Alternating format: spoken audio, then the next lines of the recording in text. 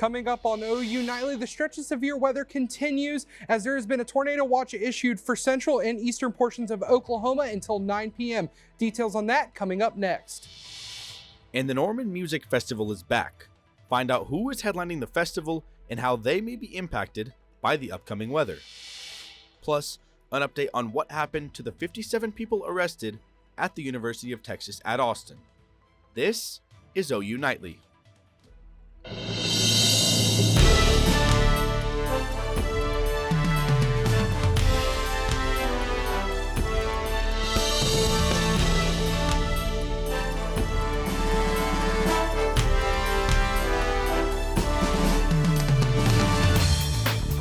Thanks for watching OU Nightly. I'm Marilyn Fitzer. And I'm Stone Weber. We begin tonight with a look at active storms firing up across the state. Let's get over to OU Nightly meteorologist Drake Foley with a look at today and tomorrow's severe weather threat. Thanks, y'all. Right now, we are tracking a line of storms firing right off of 35, where this dry line is positioned off to the west, even leaving a severe thunderstorm warning up here in Tulsa, and also a deadly tornado threat up in Nebraska right now. Our prayers are with them. And right now, looking at our state, we do actually have a tornado watch in effect for our central and eastern portions of Oklahoma. That goes till 9 p.m. And this severe weather outbreak we're also looking at, that outlook has enhanced portions towards the eastern parts of Oklahoma. And tomorrow is a big deal. We're looking at parts of central all the way out into eastern Oklahoma, all in these enhanced to slight risks on a day that could bring all severe weather threats. So coming up in main weather, we're going to talk about the tornado watch, the storm ingredients for tomorrow, and that severe Saturday. Back to you guys at the desk. Thanks, Drake. And if you're heading to the Norman Music Festival, keep your eyes to the skies. There's worry the weather might just turn off the music. OU Nightly's CD Finley has more. Thanks, Alan. That's right. The Norman Music Festival is back, and it was off to a great start. A lot of people flocked here to Main Street last night to take in all the sights and sounds of the music and the live music and the food at the festival. However, there is concern that severe weather might cut the festival short tomorrow.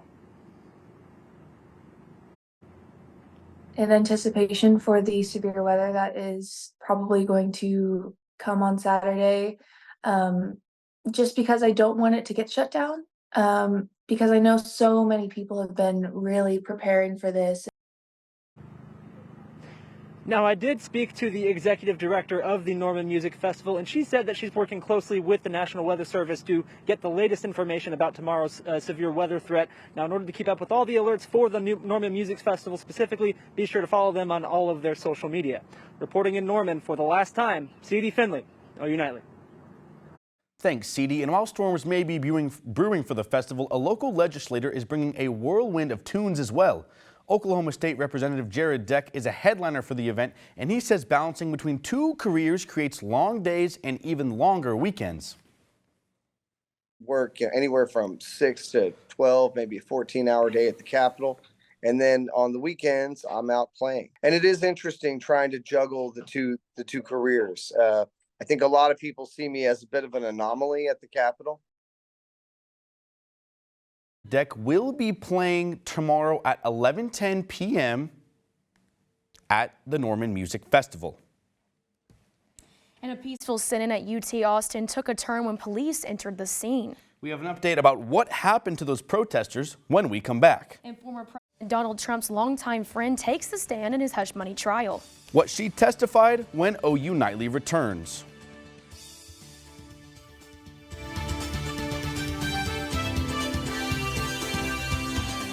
The original itinerary of this sit-in included scholastic teach-ins, but the presence of police with batons, chemical weapons, pepper bullets is making us all on edge. It's day 3 of pro-Palestinian protests at the University of Texas at Austin. The Travis County Attorney's Office confirms to OU Nightly that charges were dropped for all 57 people who were arrested at yesterday's protest. The protesters were charged with criminal trespassing, but the Attorney's Office says they could not find a probable cause. All 57 have been released. And it's not just UT. As protests continue to grow in the U.S., demonstrations expand across the world supporting Palestine. OU Nightly's Rachel Mosshammer has that and the rest of today's national and international headlines from the News Center. College campuses halfway across the world join U.S. pro-Palestinian students this week after protests break out in both London and Paris. At the University College London, students gather outside to protest against the school ties to Israeli institutions. The Warwick Stands with Palestine group posted a photo of an encampment set overnight, saying it wanted to reclaim the campus for Gaza after the university failed to meet its demands. Former President Donald Trump's longtime assistant, Ronna Graff, testified in his hush money trial today after being called to the stand by prosecutors. Graff says she recalled seeing adult film star Stormy Daniels visiting Trump Tower before he ran for president, but assumed that she was there to audition for his reality TV show, The Apprentice. The trial resumes Tuesday morning. Amid this year's election, both President Biden and Donald Trump say that they are both open to face off in a presidential debate. Biden says today that he would be happy to debate Trump, which is the first time he has explicitly mentioned a debate this election season. Trump has posted on social media that he will debate Biden, quote, anytime, anywhere, and any place, after suggesting a debate at his Michigan rally. Reuters says that ByteDance, TikTok's parent company, announces that it would rather shut down the app in the U.S. entirely than sell it. Stone, Ireland. Thanks, Rachel. Still to come, OU football has another first-round pick in the NFL under its belt. Find out who it was and where he's going in Big Friday sports. But before we get to that, your campus weather authority is looking ahead at this weekend's severe weather chances. Yeah, that's right. We have a developing severe weather situation going on. We're going to keep tracking that and tell you more details about Saturday coming up. And welcome back to OU Nightly. Right now we're taking a look at that tornado, at our campus cam, sorry about that. And right now those temperatures are right now sitting at those temperatures are sitting at 84 in Norman, 84 in Wichita, 73 in Kansas City. And up north, we are tracking a deadly tornado around in the Lincoln, Omaha area and moving north. Prayers to all those people there. And current temperatures right now across the state, like we were talking about earlier, 83, 84, really nice. But we are seeing right now on our radar, storms starting to pop up towards the south, moving out towards the east. Tulsa right now under that severe thunderstorm warning, and we're going to keep tracking those as those move farther east as we have that enhanced risk out to the parts of the eastern portions of our state, including Tulsa, Miami, all the way out east down to the southeast in Idabel. And those risks right now we're looking at are tornadoes right now, 2%. Then you get to Tulsa, 5%. And then farther east, we see that 10%. And that 10% goes all the way north to where we're seeing those tornadoes right now. And then the large hail risk is also there with that higher risk out towards the east where that enhanced region also is. And then lows tonight aren't going to be low per se. They're going to be near the 70s, except if you're out in Guyman, you're going to get 47. It's going to feel like a different season out there to you. But those highs tomorrow, 70s across the state, even hotter out there in Woodward at 84 for those storms tomorrow. Now let's look at how this storm is going to set up tomorrow. So we see all this moisture right here pushing to the east. That's for the storms today. But that moisture is going to come back up and it's going to reform as that dry line pushes out west. And that's how that humidity is coming through now. And it's going to continue to push east into Sunday morning. And that's how we're going to see those storms. Now that futurecast that we have been talking about, this is showing storms today. Those actually move out and then we start to clear up. But by 11 a.m. tomorrow morning, we're going to start to see storms form with that morning convection. That line is going to bring forth the rest of the day worth of storms where you see all these discrete cells popping up all the way through 44 out to Tulsa, where we could see those tornadoes, that hail. And then we also have that flash flooding risk as this moves up, really passing 35 all the way east with that line. That's going to bring a lot of rain before it starts to clear out through Sunday morning. So we were talking about that outlook. Where are those regions at? We have the enhanced regions right here out to the slight out in the east. We also have that tornado risk, that 10% hatch where we could see violent tornadoes all the way from Texas all the way up into Kansas, completely keeping parts of Oklahoma. We also have that large hail risk tomorrow too. Could see something such as apple size tomorrow, as well as damaging wind risk with those storms and that line that moves through later. Going into our 7-day forecast though, that's why Saturday we see 76. That's when our big storms are. Sunday as well, we have that's when the storm's going to clear out, but in the morning we do have that chance of severe weather. Monday it's going to start to clear up before Tuesday, 86. Wednesday it's going to be 81. Then we have those 70s back in our forecast again, getting into Thursday and Friday. And I know that I am ready for that clearer weather, especially after this stretch of severe weather that we've had this week. Right. So, Drake, you talked about the stretch of severe weather. High tornado chances this weekend in Norman? Or? I would say that it's a medium chance of tornadoes that we could see. That 10% right now is kind of what we're looking at. And just make sure you know where your shelter is and how to stay safe as situations arise tomorrow. All right, thanks, Drake, for that update on severe weather and what we should maybe be doing. Thank you. And the NFL draft has begun, and one former Sooner got some new threads last night. And this weekend, the Sooners host Texas for a 3-game series. We'll have a live report with what OU baseball can expect. Don't go anywhere. Big Friday Sports is next.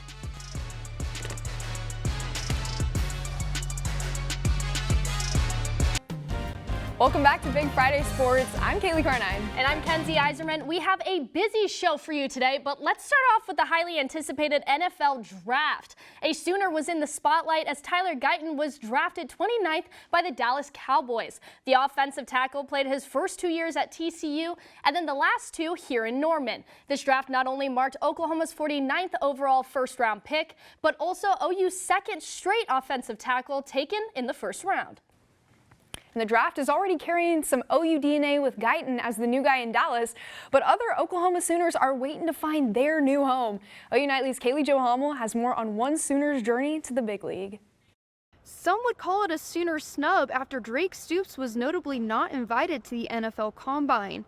The wide receiver put up career numbers for the 2023 season, catching 10 touchdowns. But OU Pro Day was time for Stoops to shine. Seemed like everybody was pretty worked up about it. Yeah. I can't allow myself to get, whether mad, sad, anything about it, because at the end of the day, I know I'm having an opportunity at Pro Day, and so that's what I have my eyes set on, and so I could continue to train and get ready for this, because at the end of the day, it's still an opportunity, just like the Combine. I'm doing all the same drills, running routes, doing all of that. Stoops has a positive mindset entering the NFL draft. He knows he's worked to the best of his abilities to prove he's earned his place in the pros. At the end of the day, I can't control who wants me and who doesn't, but I know I can do my best and, lay my head down at night, at peace with that. The receiver's college chapter has come to a close, and it's the people from his time at Oklahoma he will remember the most. All my teammates, all my coaches, that's what I'll always remember, especially the teammates. You just build a bond. Football's such a hard sport, and it's year-round, and the off-season's grueling, and so just being close with your guys, and it's kind of like a fraternity that you'll have for the rest of your life, and, I'll never forget the memories I made here. The draft continues into Saturday from Detroit, Michigan. Reporting from Everest Training Center, Kaylee Jo Hummel, OU Nightly. Thanks, Kaylee. Last night, in the first pick in this year's NFL draft, taking them to the Chicago Bears was none other than former Sooner Caleb Williams. And as you can see, there's not too much of an interaction between him and USC head coach Lincoln Riley. After trading in the Crimson for the Cardinal, Williams had many notable victories, including Heisman winner for 2022. According to ESPN, Caleb's already setting records in Chicago. His merch is now the highest draft night sales value in any sports. Well, Skip Johnson's boys are back, and the Bats are on fire. Today, the 18th ranked Sooners look to sizzle the Longhorns at home and keep the Red River hot. OU Nightly's Aiden Tyler is live from Eldale Mitchell Park with a preview. The Sooners host the Longhorns here at Eldale Mitchell Park for the first time since 2018. OU baseball coach Skip Johnson understands the importance of the rivalry as he was the Longhorns pitching coach for 10 seasons, and the Sooners say they expect a huge crowd turnout for the weekend rivalry series. As a head coach, when I got the opportunity to be the head coach, and my vision was try to pack the place, and because I've been sitting in that other dugout when they're screaming Boomer Sooner. I mean, it gets hostile at times, and it's got to be every pitch. And our fans have really bought into that, and it's been fun to watch. And I'm really thankful that they're here. We've got a great fan base. I'm looking forward to it a lot. I know we all are, and we're super excited to see how many people come out. I'm sure we're gonna probably break some records because we've never had as big a game as these are going to be here at home. So it's cool. And the Sooners are red hot as they've won 8 straight games and sit atop the Big 12 with a 14-4 conference record. Reporting live from Eldale Mitchell Park, Aiden Tyler, OU Nightly. Thanks, Aiden. Swinging over to the ladies, the final road series for OU softball is here. This weekend, the Sooners are in Orlando to take on UCF in a 3-game conference series. In the all-time series, Oklahoma is 2-0 against the Knights and outscored them 15-1 in those games. OU heads into this weekend in first with a 1-game lead over Texas in the Big 12 standings. First pitch is at 5 p.m. tonight on ESPN+. Well, from the red dirt to the regattas, let's hit the water for an inside look into one of OU rowers' journeys halfway around the world to the Crimson and Cream. OU Nightly reporter Melina Samir has the story. The story behind the stroke. Her first chapter begins in Belgrade, Serbia. Like, just try it. Went on the first practice, it was just like inside condition and everything. I was so sore. And second practice, it was in a boat. And from that day until now, it's been like 12 years. Don't want to get out of there. And during those 12 years, Angela Nisevic took the journey through uncharted waters to Norman, Oklahoma. It was a little bit scary moment for me, like for leaving family and everything. I came in November for official visit, and I signed the contract in December, and I came January 2020. At that time, I was basically the only girl in my club rowing by myself with the guys around, and seeing 50 girls around, it was amazing. Not only does Nisevic represent the Crimson and Cream, she also took her talents to the international stage. I was in the Worlds for 2017 for Serbia, then a couple of Balkan rowing championships, national champion of France. Last summer I was their sparring partner, rowing a little bit for them, being there, and then this September I went there too and rowed their big nationals for seniors. Now for Angela, leaving her family behind in Serbia wasn't easy, but she found her second family here at the University of Oklahoma. It was, I would say, like really like hard. It was a big cultural shock, and everything, language and everything was different. After a month, you're kind of forgetting about it. Sometimes it's so funny, I would talk to my mom and say, hey, I'm going home. Home? Yeah, this is my home. Now this is my home. While her time as an OU rower is coming to a close, there are still more chapters to be written on and off the water. Reporting from Norman, Melina Samir, OU Nightly. Thanks, Melina. Well, OU Nightly has an exclusive interview with a current Sooner who just wrapped up their year. That's right. Find out who, plus even more, coming up next.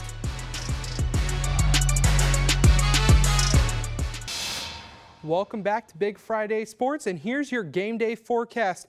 Even though we're tracking severe weather throughout the state, it's going to be nice here in Norman, at least tonight for the first game. 80 around the time of first pitch, but it's going to drop down to 71 by 10 p.m. But it is going to be a little windy, so we might see some dingers fly out of the park. But for tomorrow, though, there is a big chance of storms that we've been tracking for a while, and that could lead to a postponement or cancellation of this game. So we need to make sure to keep a lookout for that, but make sure to stay weather aware tomorrow, especially starting around 10 a.m. all the way out to the rest of the night as the severe weather comes through. Back to y'all at the desk. Thanks, Drake. Flipping into OU men's gymnastics, fifth-year senior Jack Freeman has wrapped up his time here as a Sooner. At the NCAA championship, Freeman led Oklahoma to a third-place finish. OU Nightly's Hayden Fuller introduces you to who Freeman is on and off the mat.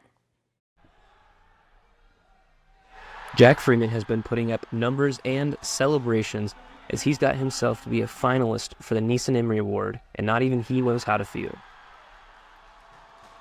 That's crazy. You know, I mean, I never really thought I would end up here or making that impact on people to where I would be considered for it. It means a lot because, like, that means I'm setting up kind of the next group of guys. Like, if I'm doing my job and I'm able to be selected for something like that, then maybe someone that is buying into me and what my ideologies are, like, then maybe they'll be set up for the same thing. So just kind of set the next guy up. That's all. Now, Jack doesn't even know when the showmanship actually started. He just likes to have fun with it and give his family something to laugh at and enjoy. I don't know, man. We kind of like tease around, play around. We like to hit a good set, you know, and everybody wants to have that superstar feel, find the camera, you know, make an impression for everybody that's not able to be at the meet. So I really look out for that. I have a lot of family members that just watch it through the TV and the live stream, so I kind of want to, like, give them something to laugh at, or, you know, like, oh, it's Jack, or it's good. Now, while Coach Williams is counting on Jack for his routines, he's also counting on him to bring the energy to both the team and McCaslin. Well, Jack's more of an energy guy than I am, so I kind of rely on him to be sort of that emotional, member of the team who kind of brings up practices and brings the energy to the meets and has that enthusiasm and passion for the gymnastics in a vocal way.